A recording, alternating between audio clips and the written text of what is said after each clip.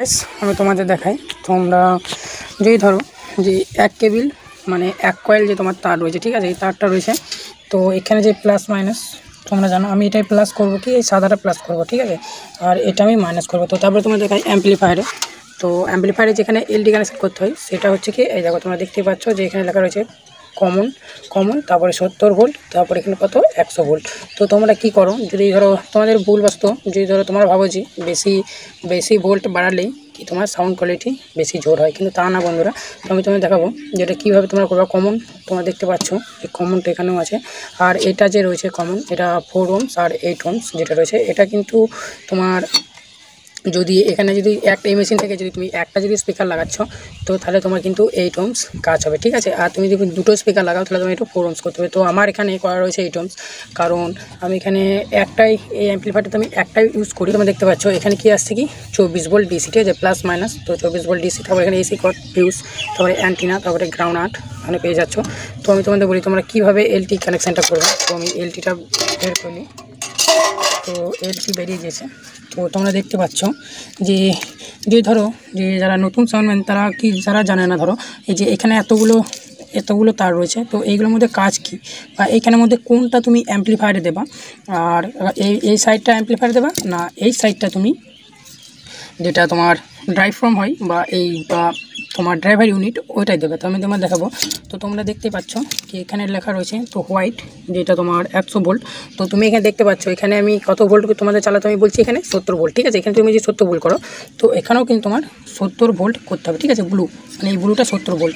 আর তুমি যে বুঝতে পারবা যে যখন লেখা থাকবে 100 ভোল্ট, যে সাইড লেখা থাকবে 100 ভোল্ট আর 70 ভোল্ট সেই সাইড কিন্তু তোমার অ্যাম্পলিফায়ারে দেওয়ার জন্য, ঠিক আছে। আমি 70 ভোল্ট করবো কারণ তার এখানে 70 ভোল্ট করেছি অ্যাম্পলিফায়ারে, তো তাই আমাকেও এই যে এলটি রয়েছে এটা তো আমার 70 ভোল্ট করতে হবে, ঠিক আছে।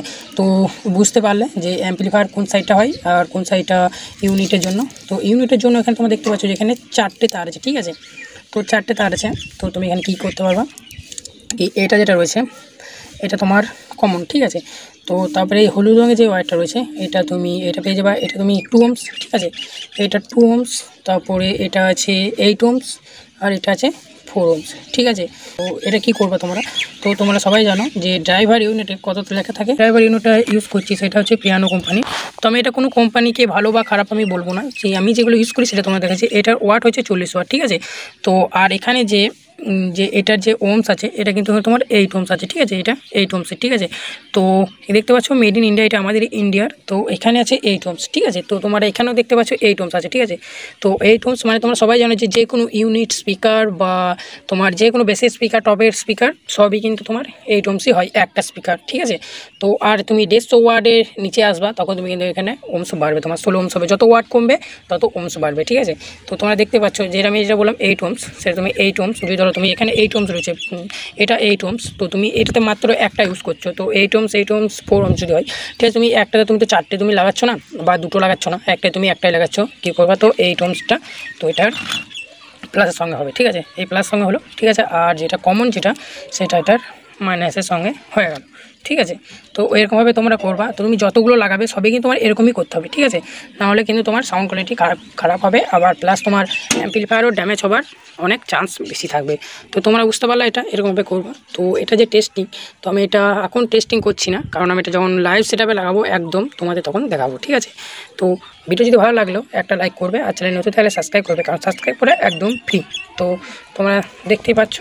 তো ভিডিও এখানে শেষ। এরকম ইন্টারেস্টিং ভিডিও পেতে আমার চ্যানেলকে সাবস্ক্রাইব করবে, আর এরকমই তোমরা আমাকে কমেন্ট করে জানাও তোমাদের যদি কোনো ধরনের ভিডিও দরকার লাগে আমি সেটা বলবো, ঠিক আছে।